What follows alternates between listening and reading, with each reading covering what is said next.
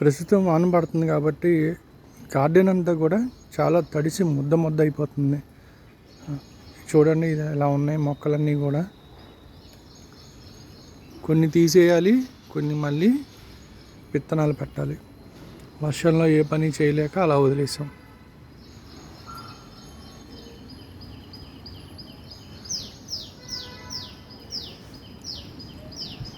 ఉదయం పైకి రాగానే పక్షుల అరుపులు చూసారా ఎలా వినపడుతూ ఉంటాయో.